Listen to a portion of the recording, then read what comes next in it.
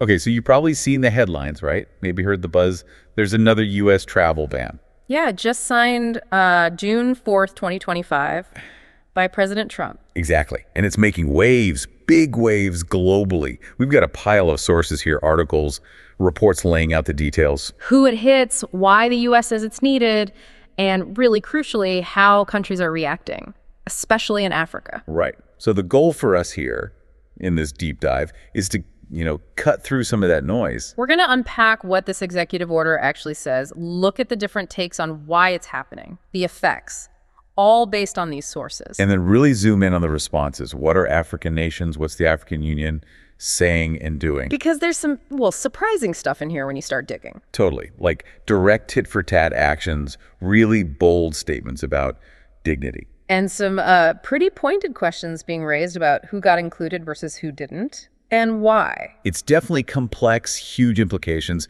so we want to give you the essential picture quickly and clearly. Absolutely. Let's get into it. Okay, so first things first, the basics. What does this ban actually look like, according to the sources? Well, signed June 4th, 2025, like we said, and it's framed as a revival and an expansion of the 2017 one. Expansion. How much bigger are we talking? Significantly. The materials say 12 countries are facing a full entry ban. Full ban meaning? Meaning no immigrant visas, no work permits, no refugee admissions. Period. Wow. And the list. It's Afghanistan, Myanmar, Chad, Republic of Congo, Equatorial Guinea, Eritrea, Haiti, Iran, Libya, Somalia, Sudan, and Yemen. Looking at that, hang on, Chad, Republic of Congo, Equatorial Guinea, Eritrea, Libya, Somalia, Sudan. That's 7 African nations right there. 7 out of 12. It's, striking. And that's just the full ban. That's just the full ban. The sources also list 7 more countries facing partial restrictions. Well, partial restrictions like what? Things like tight limits on student visas, temporary work visas, tourism visas, that kind of thing. Okay, and which African countries fall under those restrictions? According to the source, Cerulean, and they note that likely means Sierra Leone, but the text says Cerulean plus Togo and Burundi. Cerulean. Yeah. Okay, Togo and Burundi. Got it. So if you add it all up, the reports are showing that 10 out of the 19 countries impacted by these new rules, they're in Africa. More than half the list. Yeah. Okay. That paints a clear picture of the who and what. Let's shift to the why.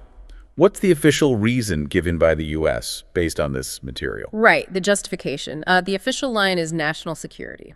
Pure and simple. And they connect it to specific events. Yeah, the reports say the administration pointed to the recent terror attack in Boulder, Colorado, arguing it highlights dangers from, improperly vetted foreign nationals and also visa overstayers. And the sources mentioned specific complaints about the countries, right? Things they allegedly failed to do. Exactly. Things like not sharing biometric data properly, not cracking down enough on people who overstay visas. Problems verifying identities, maybe? That too. Inability to verify identities, inadequate criminal history records, and just persistently high rates of illegal overstays.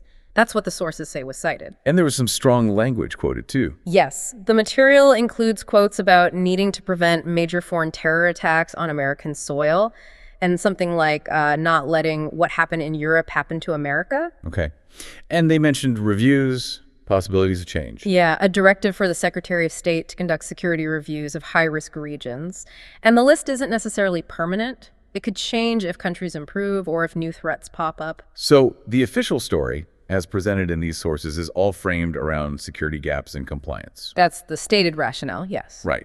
But, like you hinted, the sources we've got also dig deeper. They look at the impact and offer some, let's say, alternative perspectives on what might really be going on. They absolutely do. And they argue that, okay, the security justification sounds similar to 2017, but the actual impact, they say, disproportionately hits what the sources describe as Black, brown, and Muslim majority nations. And what about those exceptions mentioned? Yeah. Like for green card holders or diplomats? The sources acknowledge those exist: green card holders, immediate family, athletes, diplomats. But they argue it doesn't help most people. Pretty much. The source puts it bluntly.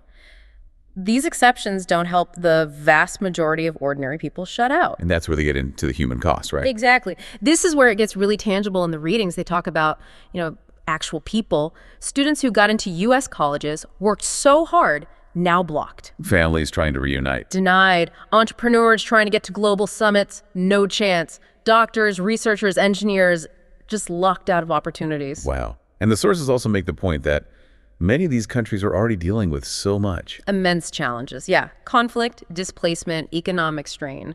The argument is these are places that need more connection, more support internationally, not, more isolation. It really puts a face on the policy. And then there's this other angle the sources bring up, which is fascinating. They look at the actual numbers. The number of visas usually issued to people from these countries. Exactly. They cite State Department data from the past year. Sudan, for example, about 8,400 visas. Libya, only 430.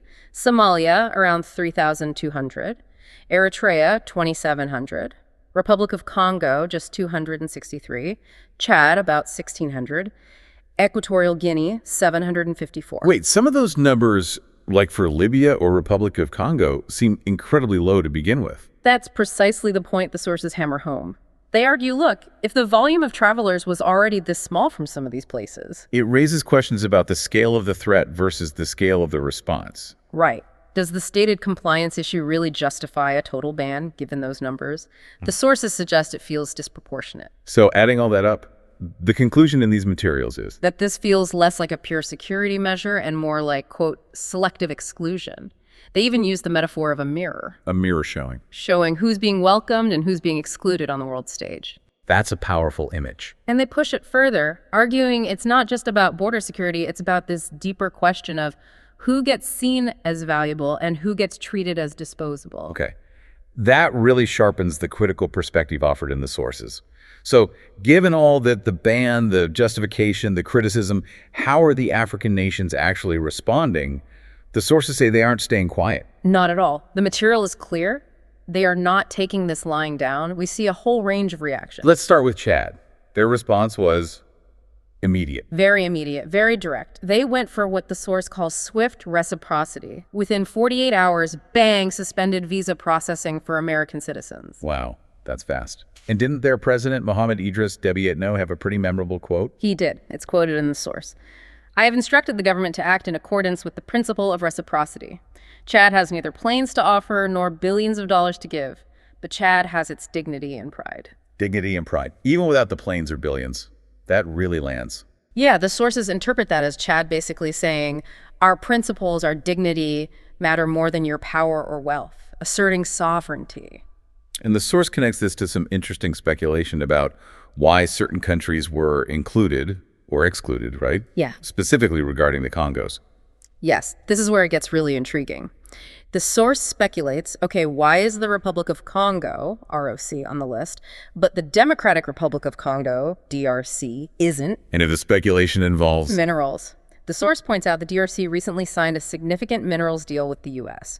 The implication being maybe having resources the U.S. wants gives you a pass, regardless of the official security criteria. So the source is floating the idea that President Deby Itno's comment about not having billions might actually be a subtle nod to that maybe economic interests are playing a hidden role. That's exactly the connection the source draws, suggesting a strategic calculus beyond just security checklists. Fascinating. Okay, so that's Chad's direct reciprocity.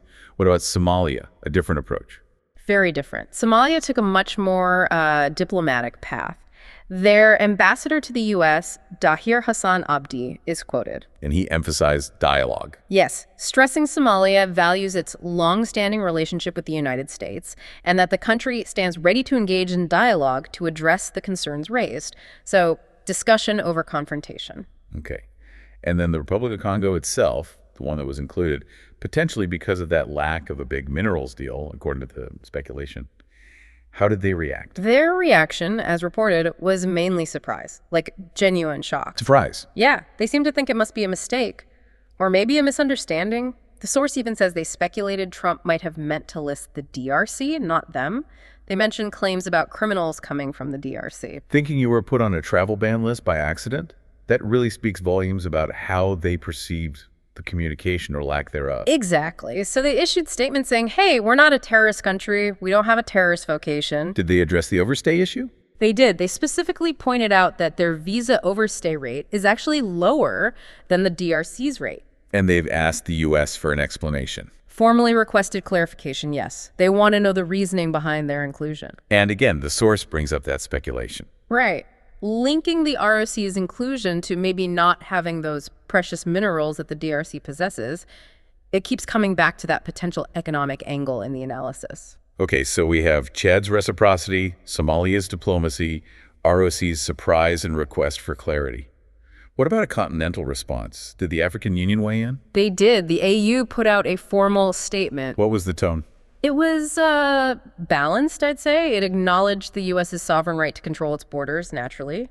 But it made a strong appeal for a, quote, balanced, evidence-based approach, one that actually reflects the, long-standing partnership between the U.S. and African countries. And their main worry seemed to be the wider damage, beyond just visas. Exactly. They expressed concern about the negative impacts on really crucial things: people-to-people ties, educational exchange, commercial engagement, and broader diplomatic relations. So they call for more talking, more collaboration. Yes. They asked for a more consultative approach, constructive dialogue, and transparent communication to work through whatever issues exist. And they offered to help facilitate that understanding and cooperation. Okay, so a unified diplomatic front from the AU trying to salvage the broader relationship. Which brings us nicely to the bigger picture, the strategic angle. Yeah. What did the sources say about the implications of this ban for the U.S. and for Africa? And what kind of strategy do they suggest Africa should pursue? Well, the sources argue pretty forcefully that this ban is actually strategically damaging for the United States itself. How so? Their point is, look around. While America is putting up these walls, what are other global powers doing in Africa? Right. The source mentioned China building relationships. China's building, Russia's striking deals, Turkey's opening embassies. Other players are actively stepping in while the U.S. appears to be stepping back, or at least closing doors. So the argument is the U.S. is sending mixed signals, talking about competition, but acting in a way that alienates. That's the core argument, yeah. The ban sends this message, intended or not, that African lives, African talent, African futures are maybe not worth investing in, directly contradicting U.S. rhetoric about partnership. And the sources see this having real political and economic fallout beyond just the individuals affected by the visa denial. Absolutely. So, okay, the ban's there, the impact is happening, the strategy map is shifting. The sources then pivot to, what should Africa do? What's the long game? And this is where they lay out that 4-point strategy. Exactly. Point 1, diplomatic unity. Meaning African nations need to act together, not just react individually. The sources argue when one African country gets banned, it should be seen as a problem for the whole continent. So the AU needs to coordinate a unified response using collective leverage. Precisely. Policy coordination, strategic leverage, not just issuing statements. Solidarity. Okay, makes sense. Point 2. Invest in intra-African mobility. Looking inward. Yes, recognizing that a lot of the drive for opportunity is within Africa.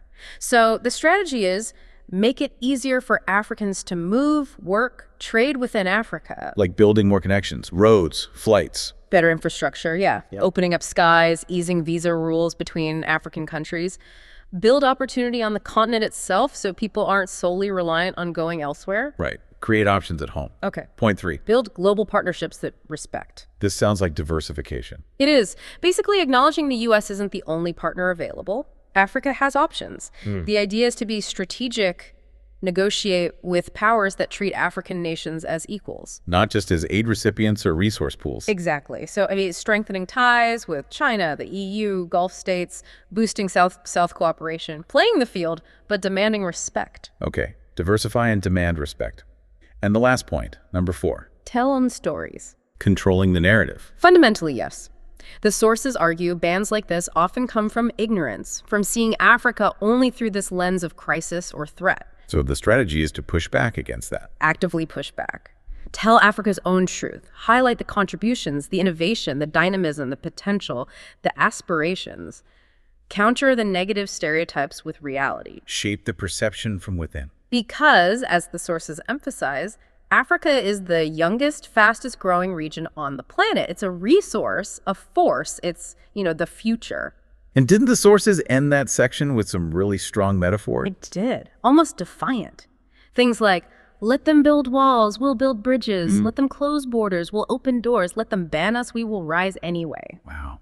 That's a powerful way to frame the response. It really is. It shifts the focus from just reacting to external barriers to proactively building internal strength, unity, and choosing partnerships based on mutual respect. So wrapping this deep dive up, the material we looked at really lays out this core tension.